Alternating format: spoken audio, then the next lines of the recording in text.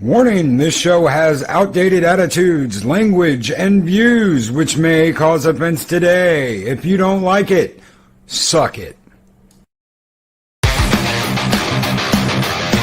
video is not intended for children. Viewer discretion is advised.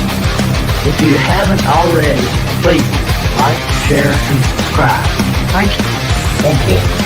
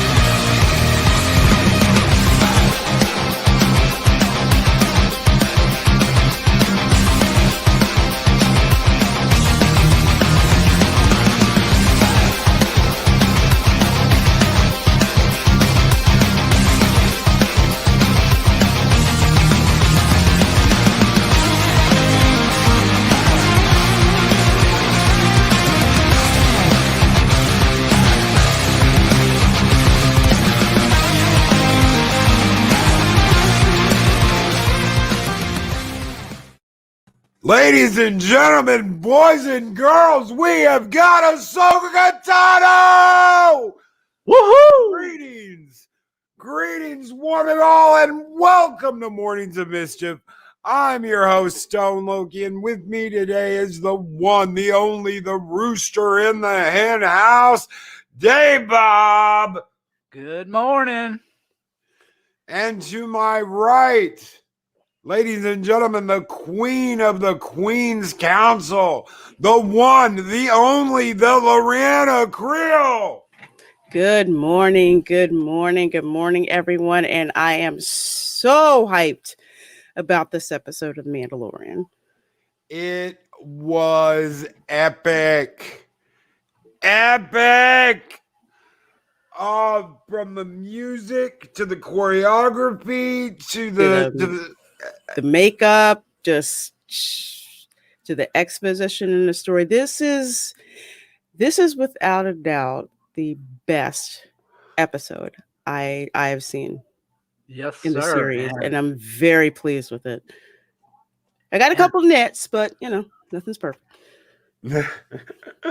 Oh man, there are surprises on the way, ladies and gentlemen. If you have not seen this, we are going to talk about this, so be prepared. Spoiler alert, like a son of a bitch. From the moment the curtain opens, you get Ahsoka Tano. Rosario Dawson is Ahsoka Tano. She pulled it off perfectly. They couldn't have picked a better person for that role, and the makeup and the post editing was perfect. Absolutely. I knew of Ahsoka Tano. I had not watched Rebels. I had not really watched the Clone Wars.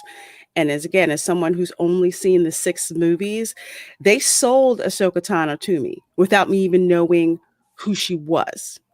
With her stance, with her fighting, everything that I saw basically said that she was a Jedi. I had no problem not buying into that from the beginning. And even just the lighting, the scenery where you could see her but not really see her, but only until you saw her lightsabers fire up. Again, sound is important. When that happened and she fired those lightsabers up, and it's just like, okay, whoever this chick is, I buy who she is. And the white blades, everything was perfect. Yes. Okay, how come they couldn't apply that same effect to the dark saber? That's still something that tells me they could have did much better, but they phoned it in with the dark saber at the season finale from last season, because the lightsaber effect for Ahsoka Tano's lightsabers was perfect. Absolutely perfect. That I will say this, that dark saber is thousands of years old. Mm-hmm. Okay. Yeah, compared to Ahsoka's, which is those aren't that old. Those Okay. are like Okay. current day. She built them in, just a couple of years. Those are hers that she built herself. Yeah, she had to Okay. purify some crystals to make them white too. Mhm. Yeah. Yeah. That would have been something really good to explain in some way. Drop us like a hint. But who knows? They might do it further down the road. But again, Annette. The special effects in this is top notch. The makeup, as Lorena said, is I'm looking at snips, ladies and gentlemen. I am looking at snips, and it's snips. There is no okay, because that's what I was worried about. I was like, okay, they're going from Rebels to this. I know what she looked like in Rebels. This is years after Rebels. Will she look right? Ashley Eckstein did the voice. You can't even you can I can hear Rosario Dawson, but I'm also hearing Ahsoka Tano. It's like whatever inflection was done with the character in Rebels, Rosario Dawson channeled that. So that's kind of like what I can see, kind of like what I can hear without seeing Rebels. Whatever, because there's certain characters speak with a certain intonation and cadence. So it sounds like that's what Rosario Dawson picked up on from Ashley Eckstein's performance and made it her own. Know what I mean? Yes. She There did is. great Go job. ahead. She just did such a great job. I can't praise her impression of Ahsoka Tano anymore. I mean, she was perfect. She was absolutely perfect. There is a trailer for Force Unleashed 2 where Starkiller is going to be executed by stormtroopers, and he is in this cell, and he wraps his hands around these chains, breaks himself free, and ignites both of his lightsabers, takes out a light, and fights these stormtroopers in the dark. And these stormtroopers are like wandering around in the dark, and you see both of his sabers ignite and cut one down. And as the stormtroopers turn to fire at him, he closes his blades and like moves into the dark. The beginning of this episode so reminded me of that, because you've got Ahsoka battling these minions in the dark in this forest. And she is literally, she'll pop up, use both of her lightsabers to take one down, and then close them down and move back into the shadows as they're firing at her to hide. And she's just popping up back and forth, kind of like Rambo coming out of a tree, It's like Rambo's hiding in the tree covered in mud, and he just pops out and gets somebody. That's exactly what she was doing, and it was absolutely perfect. This was an epic opening. I mean, from the very start of that, when her lightsabers ignited, you knew something. You knew there was about to be some ass kicking going on. It was an epic opening. It was. For some reason, I'm trying to remember why, but for some reason I'm getting flashbacks from Predator. Yeah. It's the where Schwarzenegger, he's all in camo. You can't see him until the absolute last minute when he closes in on somebody. It's like it had that ominous feel to it. So I love that, because it's like it kept you. The element of the dark is what really, really sells it, because it's like you have to be, twice as much as on point, and it adds up to the tension of the scene. So I love that. It's like you're already the episode's just started and you're already on the edge of your seat.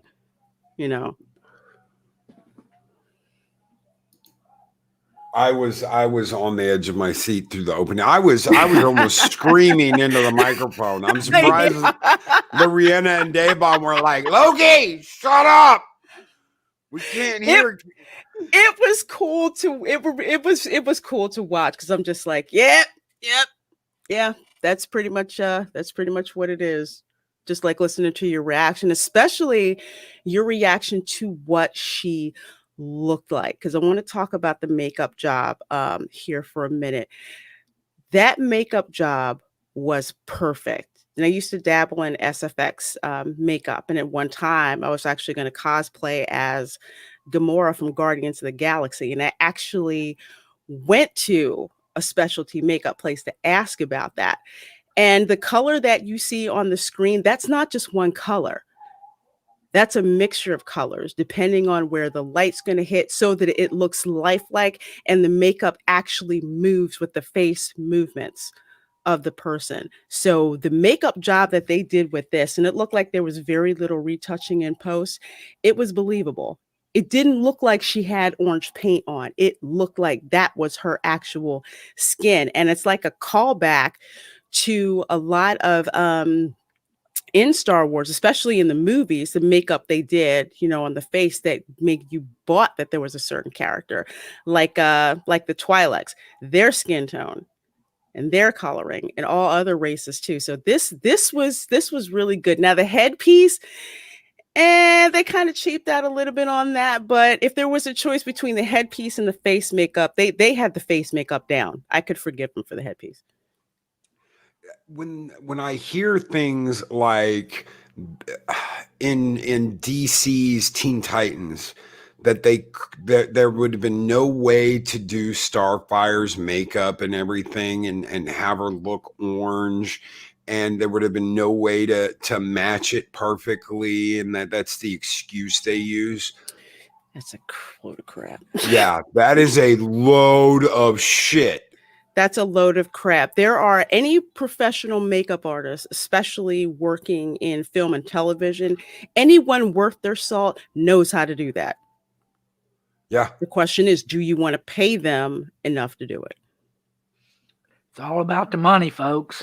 It is. Do you want to take the time? Because let me tell you something. She spent a long time in that makeup chair. Yes, she did. She spent a long time in that makeup chair. I remember, what's his name? Oh, the guy who played Worf, Michael Dorn. Yeah, Michael Dorn. Yeah, talking about, the hours he spent getting the prosthetics and the makeup and the skin tone and how they had to match everything perfectly. Mm-hmm. This is one of those times, and she was just a guest on the show. This is a one-off. She may be back. I'm praying she's back. She better be back, considering the Easter egg we got at the end. Yep. Wow. Yeah, there better be a bunch of recalls from the guest appearances. I mean, from Bo-Katan to Ahsoka. I mean, you can't go wrong with them. Snips lives, a Dega outlaw. Yes. Yeah. And we haven't even gotten to the fact that Michael Bihn's in this episode. Yep. Oh, I love that. I'm embarrassed I couldn't recall his name, but I knew his face from a whole bunch of stuff. It was kind of funny when the Mandalorian landed and he was walking towards the city.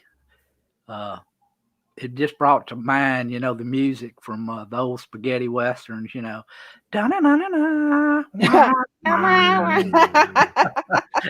That's exactly what I thought when I saw him walking through that deforested planet.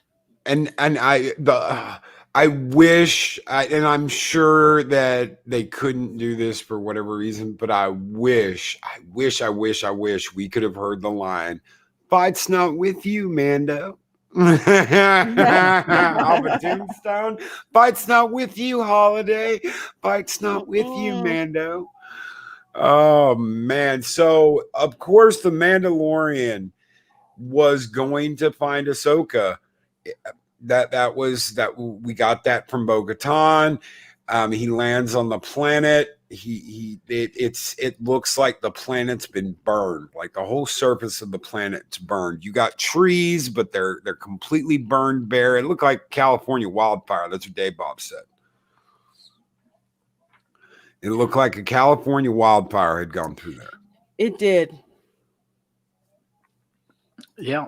And also at the end of the first scene, after Ahsoka took out all the troopers out in the dark, she was standing in front of them and confronting them. And she told the magistrate, I need the information. I'll give you 1 day. And then she walked back into the woods and disappeared. Mm-hmm. Purple Valkyrie says Alexei Demitu, I hope I said that right, is the key makeup artist for the show. He's also worked on Guardians of the Galaxy Volume 2 and Avengers Endgame. There you go. Gamora's makeup job. Gamora's makeup He's job. good at his job. Very good. I'm blown away by the care. They cared. This was care. This was love. This was care. This was, we have to get this right or they will fucking murder us. Exactly. You do not want to piss off the fans with screwing this job up. They did not drop the ball. They did not drop the ball. That was perfect. This is the Jedi we wanted. Whether she's a Jedi officially or Jedi not officially, she fought like a damn Jedi. Oh, yeah. Absolutely. So Mandalorian lands on the planet, and there's a really cool scene where Baby Yoda wants the little ball on his control center.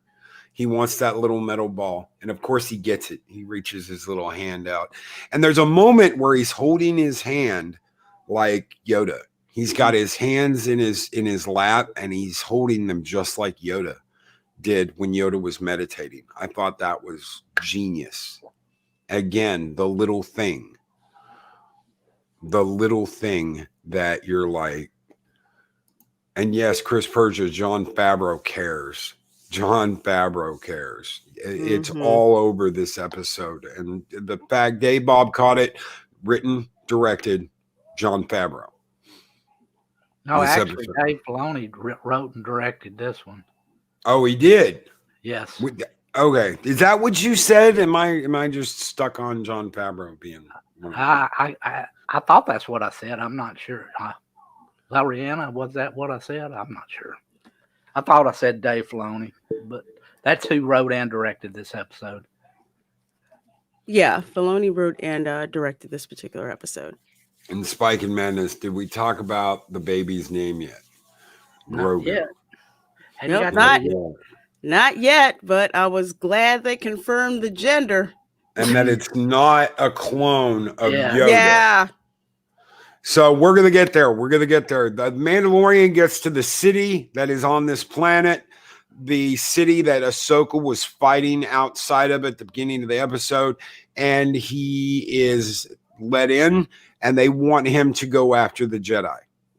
And they offer him a spear made out of Beskar. And I've let this slip before, and I let it slip on Echo Base recently. Beskar is impervious to lightsabers.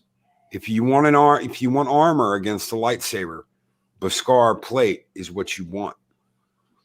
So this weapon that they are offering the Mandalorian, the spear made of pure Beskar, is something that can fight a lightsaber. Something that can go head to head against a lightsaber. The only other alloy in the galaxy that can do that is cortosis. A cortosis weave. It's a cortosis ore mixed with regular metal during the forging process can actually short out a lightsaber. So it can go head to head with a lightsaber. Right. But Beskar plate, impervious to lightsaber attacks. And you actually see that when the Mandalorian runs head to head with Ahsoka, he uses his gauntlets to block her lightsaber attacks. Now, one of the things that I did appreciate, again, I'm sorry, Dave, Bob, I didn't mean to cut you off. Again, as someone who's only seen the movies, I appreciated them explaining when she had that Beskar staff and why it was so important. And then she goes into it's made of the same material, as your Beskar armor. And then they took that and then not told you, but showed you. As soon as Ahsoka Tano used her lightsaber against him, that he held up his armor and it completely nullified the effect of the saber. I really appreciated that because that completed the exposition circle for those of us who, we haven't seen Rebels, we haven't seen the Clone Wars, we haven't read any of the EU novels. I really appreciated that. And Colin P. Smith says, Beskar lightsaber arms race. Why do you think the Empire collected all that Beskar? That is currency. Yeah.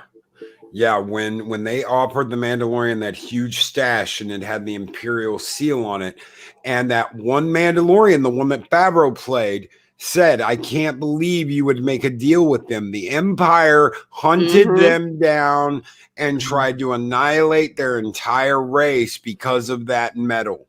Exactly. And that metal is not just impervious to lightsabers. It's also blasters and lasers and stuff, beams. So the Mandalorians used to build ships, and they were called basilisk war droids, and they would fly and fight in these basilisk war droids, and those were coated in Beskar plate. So they were impervious to blaster fire, they were impervious to proton torpedoes, they were impervious to damn near everything. The Mandalorians used to coat their fighters in this stuff. Wow. That is why that they did not have the kind of army the old Republic had, but they went toe to toe and they were winning before the Jedi got in the fight. These are the elite top warriors in a galaxy far, far away.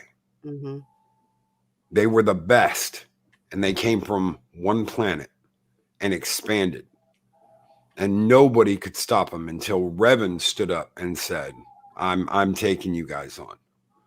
I'm gonna lead the forces of the New Republic with the other Jedi that have joined me, and I'm gonna go after you. And they did, and they won. But it was not easy.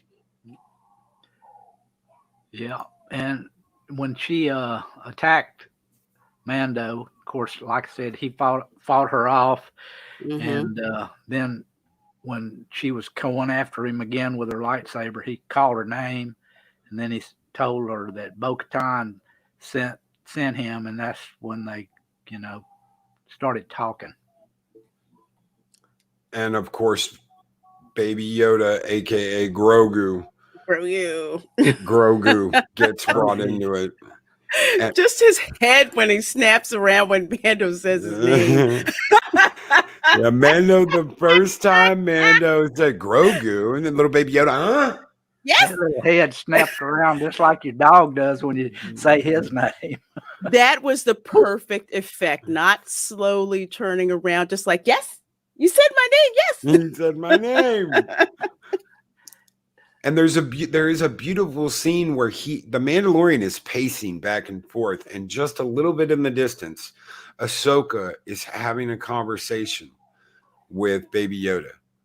And he's just pacing back and forth like the worried dad that's like waiting for his kid to get out of the doctor's office, pacing back and forth. What's going on? What are they saying to each other? Is she actually talking to him?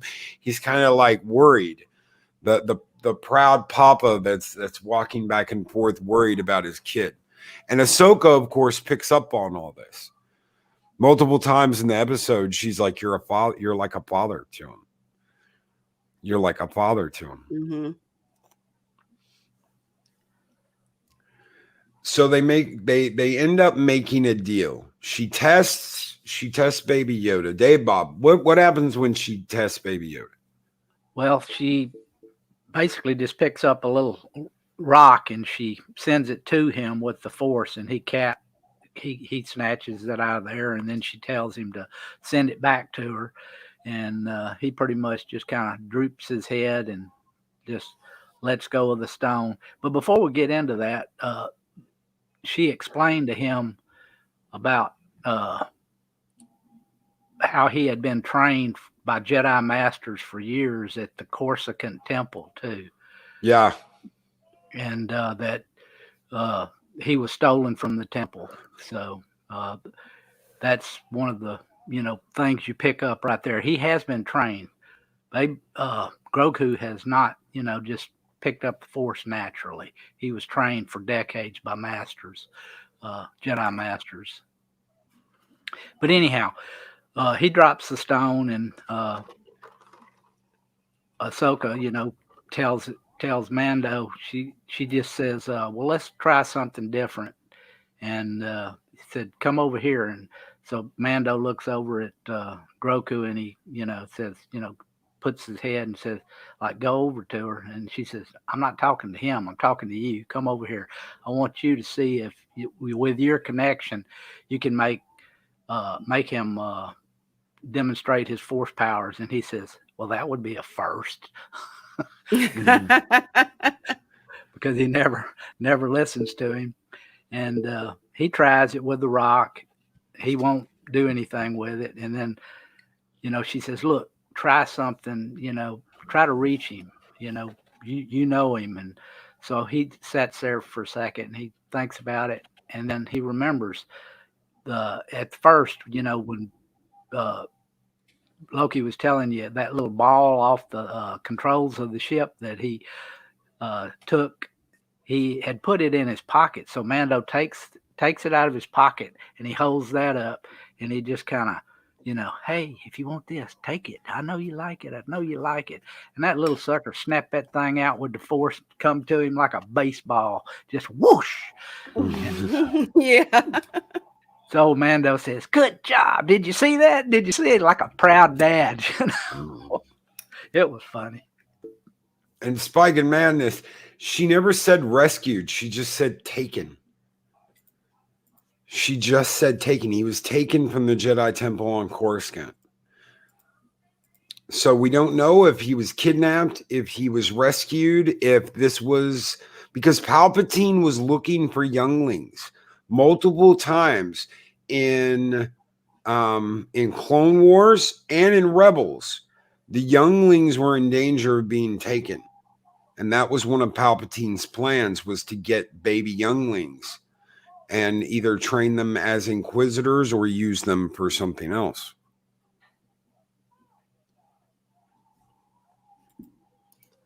Yeah, I think originally she just said that he was hidden in the temple, and then that sometime after, or I'm assuming it was after Order 66 that he was taken from it then, but he was hidden for a while and then he was taken. So they end up deciding to make a deal.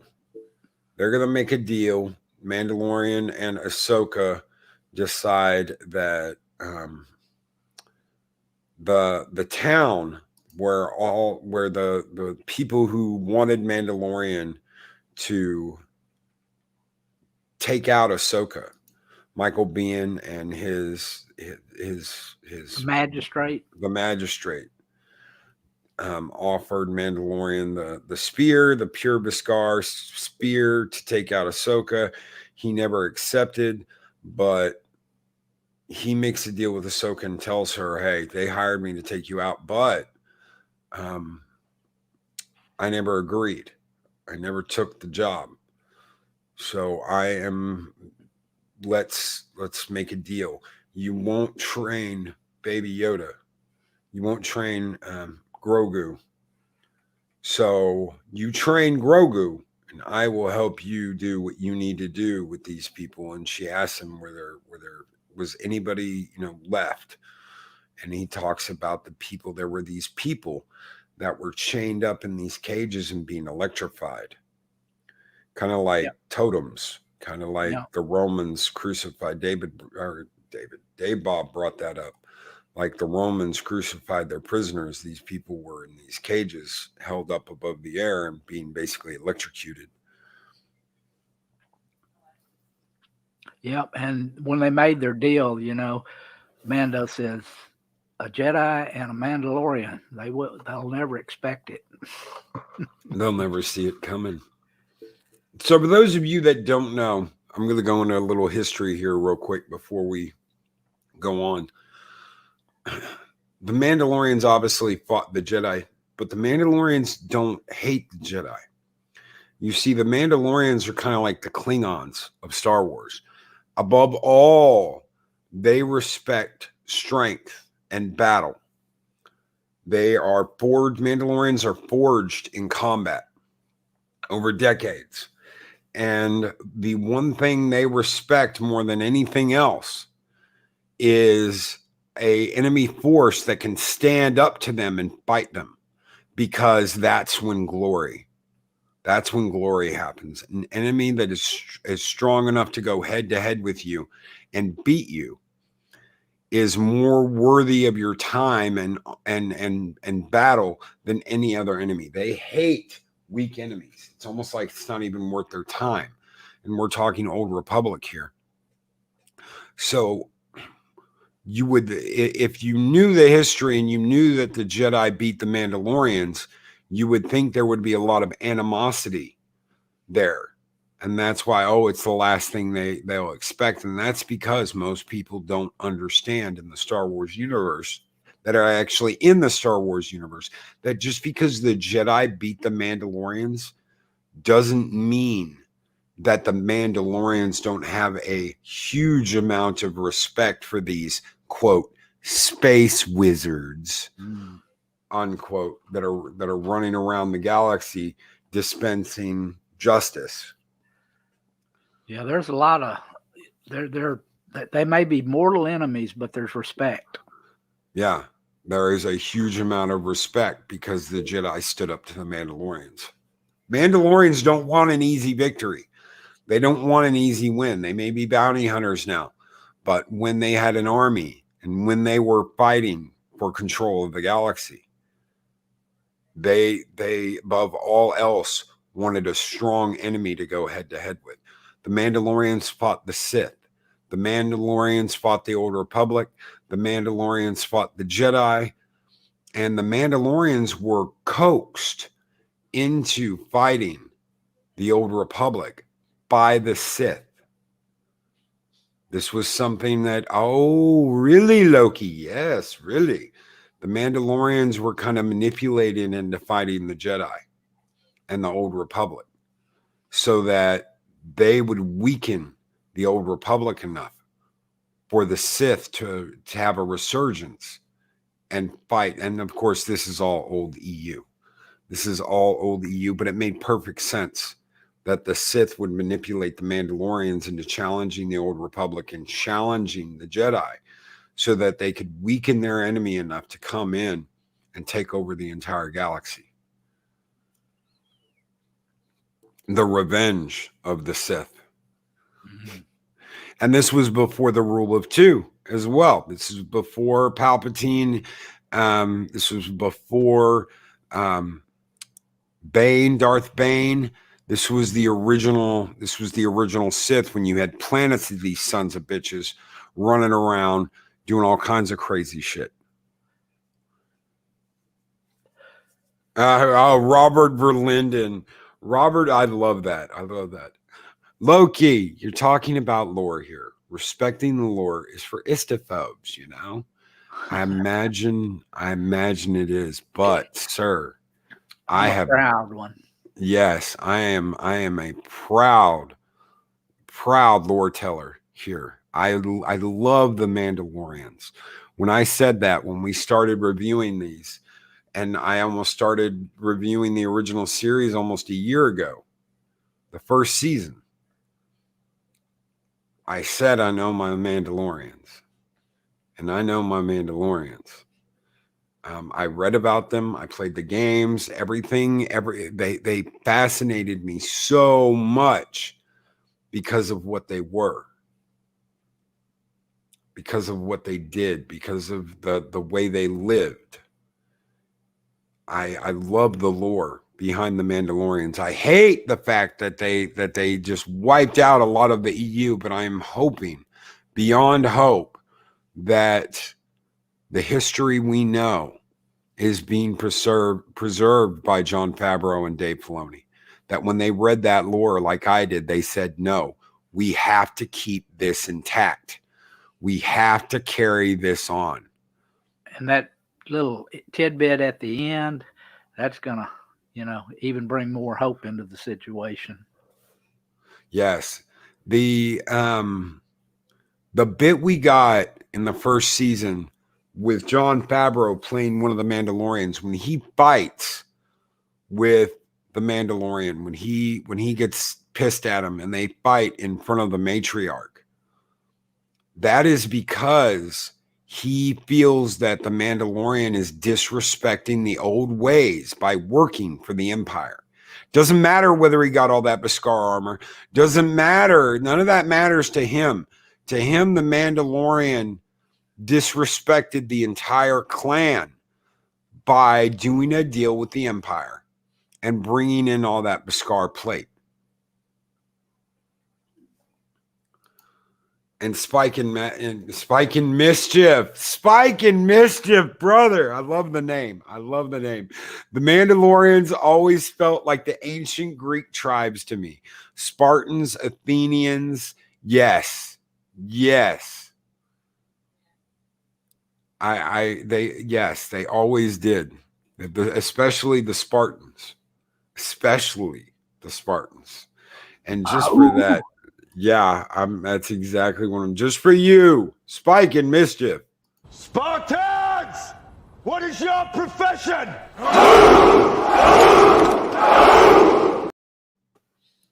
And Eastland Burkholder, I'm glad this show works for those familiar with the EU and for those unfamiliar with the EU.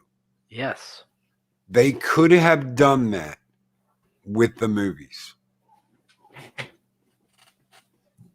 They could have done that with the movies. Absolutely. But they had an agenda. Yeah. They did, and they thought the agenda was the way to go until, fans voted otherwise, and they found out, the hard way, no, it isn't. No, it isn't. And we're not going to get on all that. I just wanted to touch on that real quick. You are absolutely right, Eastland Burkholder.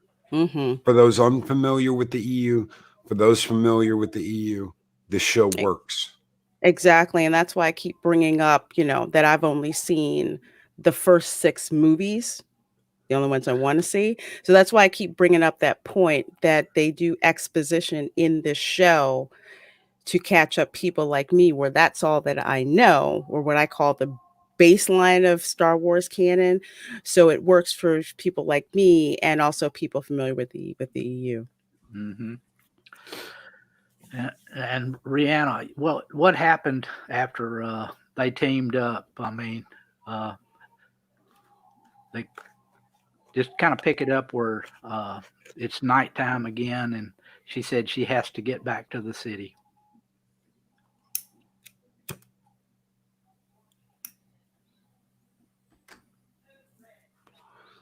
Mm-hmm. Oh no, he was asking what happened. What happened next when they go to take out when they go to fight in the city.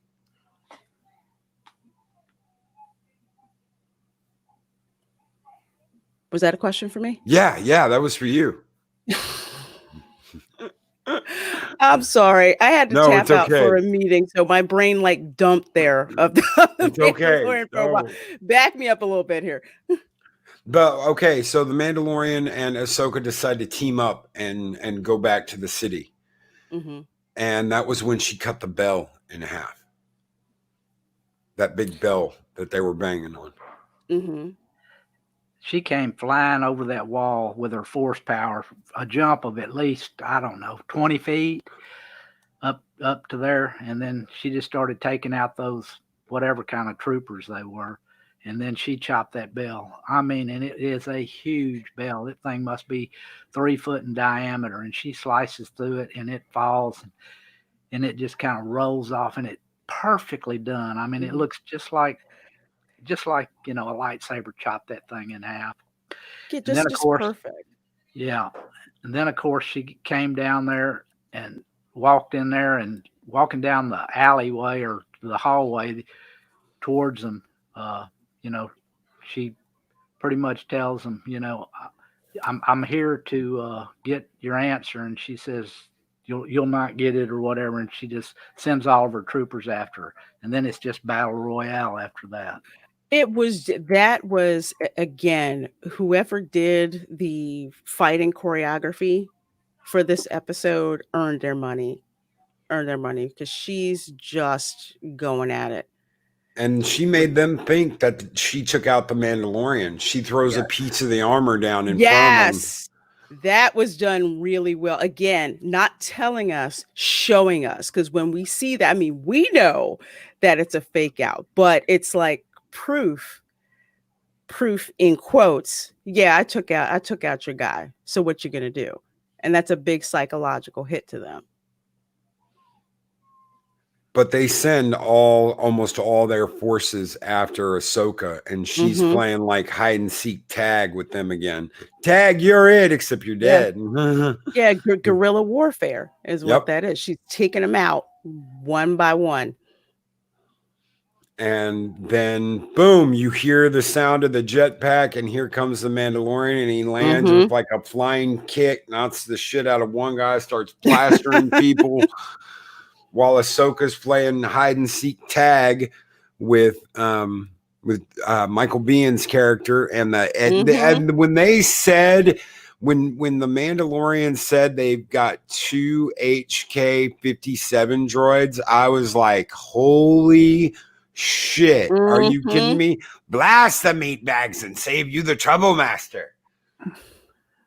Assassin droids.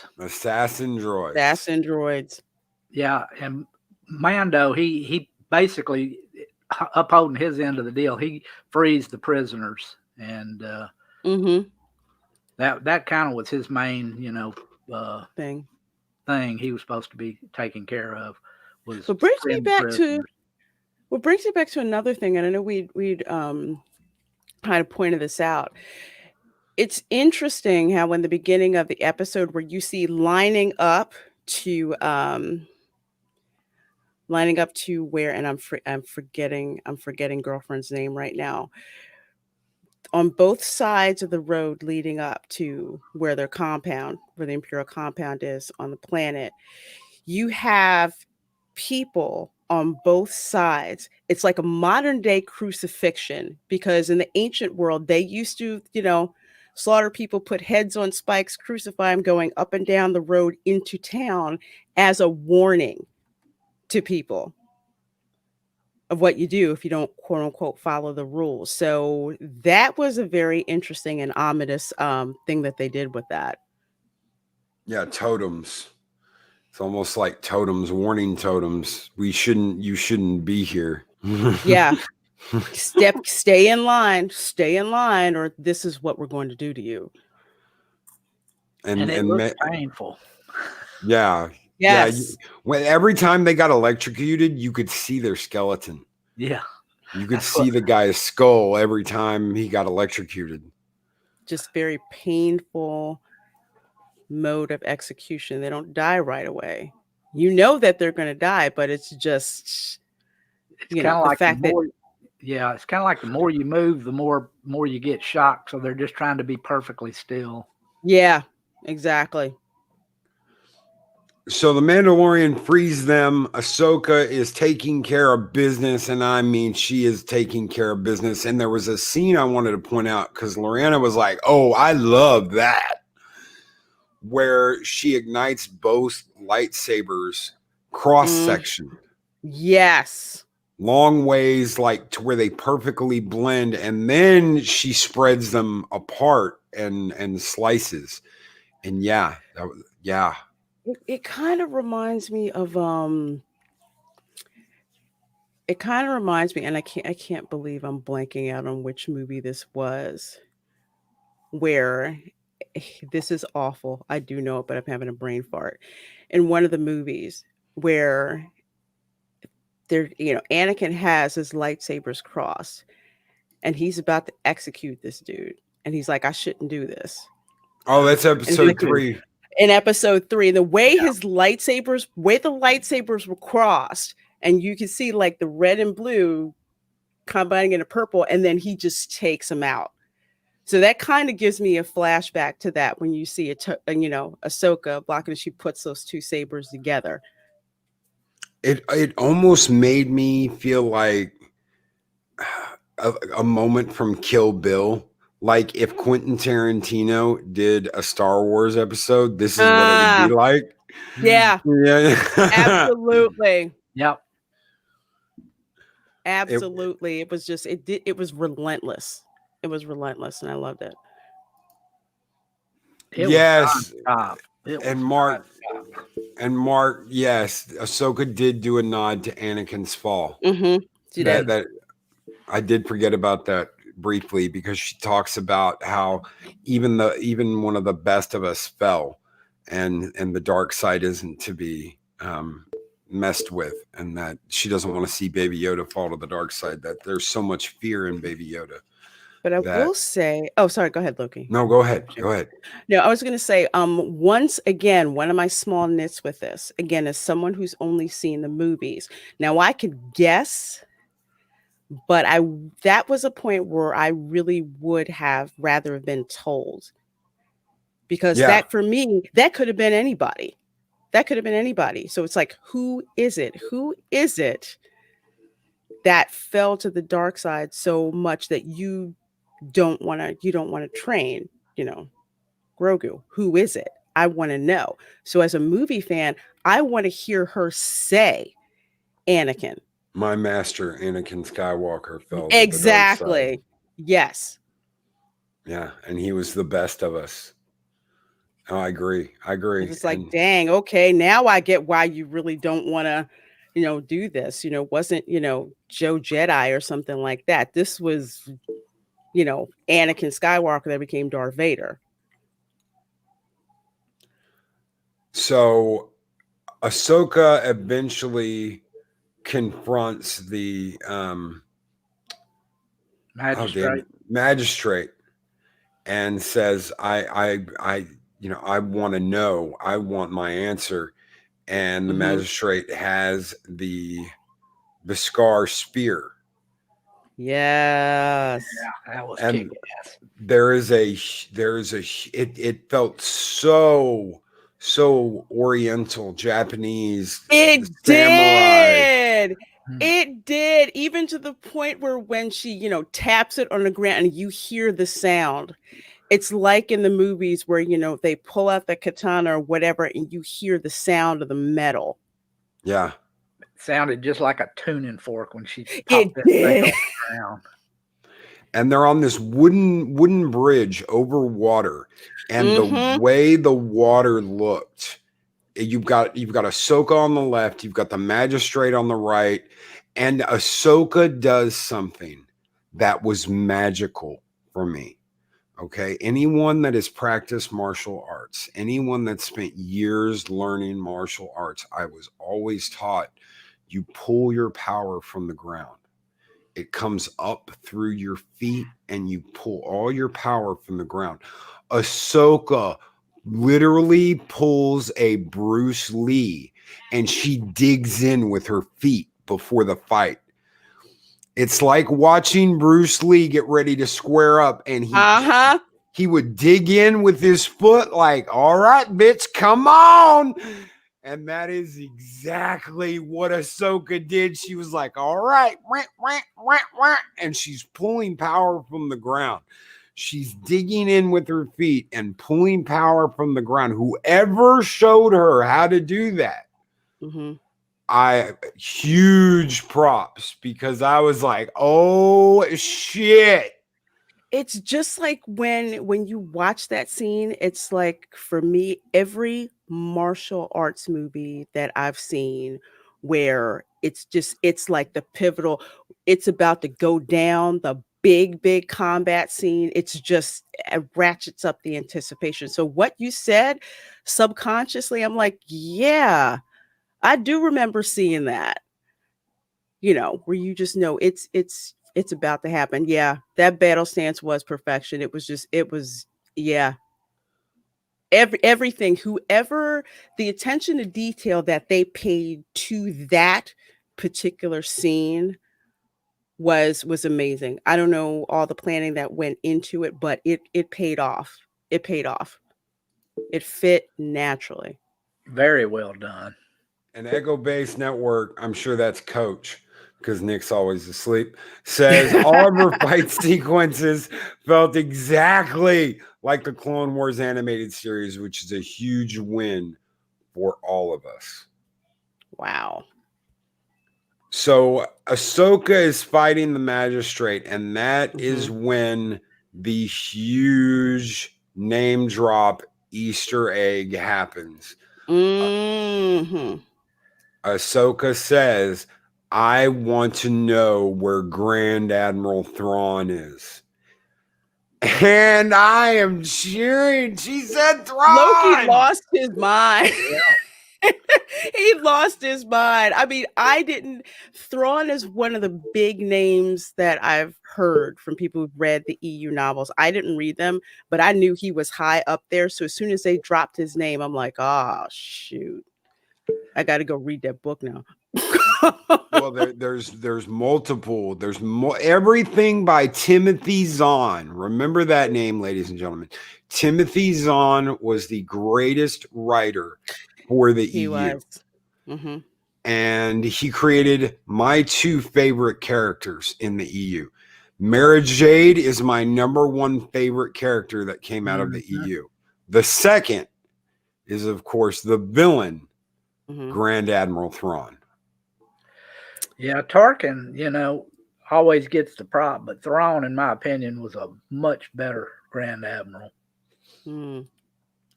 And the fact that they brought him back in Rebels, and now they have name dropped him in The Mandalorian.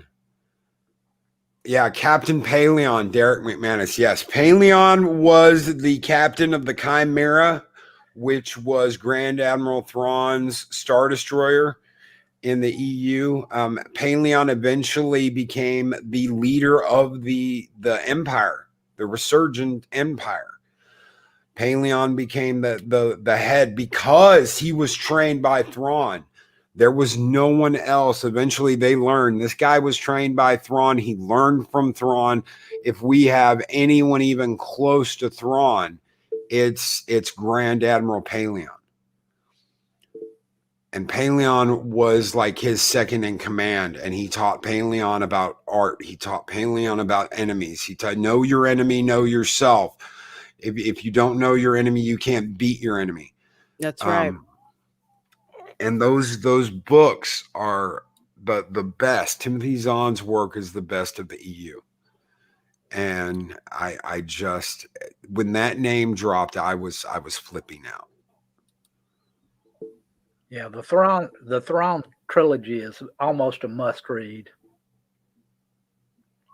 And we did get a hint of Star Wars music in this. Yes. Yeah. When Ahsoka it's very subtle. Yeah, when Ahsoka was talking about the Jedi, you hear that Jedi theme, dun dun dun dun dun dun, and you're like, holy shit, they did it. They did it. And thank you, Echo Base says, what a great way to wake up after Thanksgiving. Thank you guys. Thank you guys so much. They prevail. Ahsoka has a hard fight, and she ends up with just her Shoto, and she flips it around backwards in that snip style, and you're like, yes. and they end up winning. Mandalorian has a quick draw against Michael Behan. I called back to Tombstone. I love that. That is when I wished he would have said, "The fight's not with you, Mando."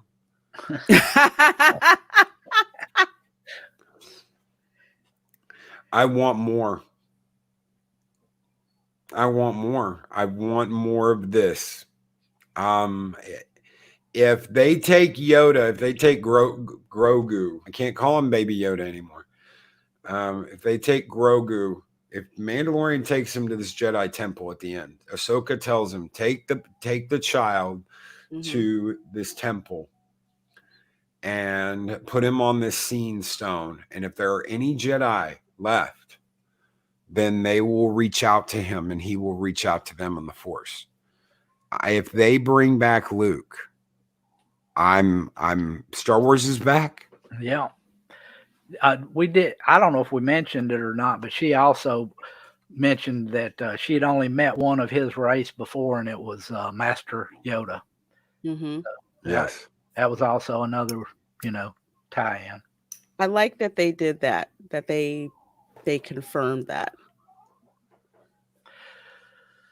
So, final thoughts and score. Reina Creole, it's yours.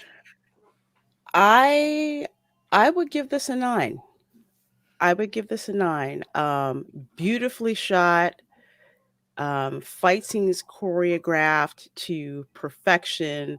The story was great. Callbacks to the movies, even callbacks to the EU, but tied in so that people like me who've only seen the movies could figure it out. So one or two nits.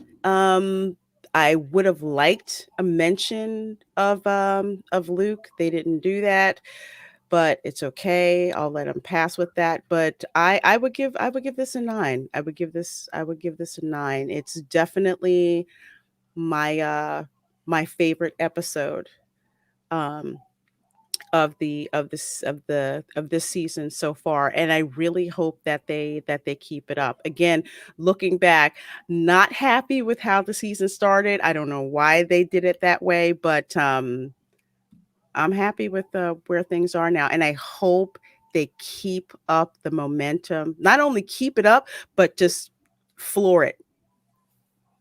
Just floor it and just keep bringing it even harder than that the remaining couple of episodes, because we have how many left now? 3, 4? 3 episodes left. Yeah, they have no choice. They've got to bring it. They have got to bring it. Dave Bob. Well, I'll have to say this has by far been the best episode of the series. I will have to give it a 9. It was so beautifully done from start to finish. I mean, the opening scenes with the battle she had popping in and out of the forest, and I had my reservations about Rosario Dawson being able to pull this off, but she more than stood up to the test. She was the makeup. When you looked at her, you saw Ahsoka Tano. That was Ahsoka. There was no doubt in your mind who that was. And the whole episode to me just rang true. The callbacks, the music, of course they always have beautifully done special effects and sound effects. I mean, they're just spot on. So just if you haven't seen any other episode, you need to watch this one. I completely agree. I'm gonna give it a 9.5. A 9.5 for me. There are, like Lorena said, there are little bits here and there that we could have gotten a little bit more. She could have said Anakin. I completely agree with that. For those that don't know, she could have said Anakin. Of course, many of us know who she's talking about, but she could have name dropped Anakin. She could have name dropped Luke. Everyone knows who Luke Skywalker is. He's the guy who blew up the Death Star. Yeah. Everyone knows who Luke Skywalker is. And of course, the name, as soon as she hears that name, Snips is gonna know who he is. That is her master's son. That is her former master's son. And yeah, screw that. Anakin could have shown up at the very end when she turned around. Yes. And like nodded at her, and she could have nodded at him and walked on. She could have nodded at him and walked on.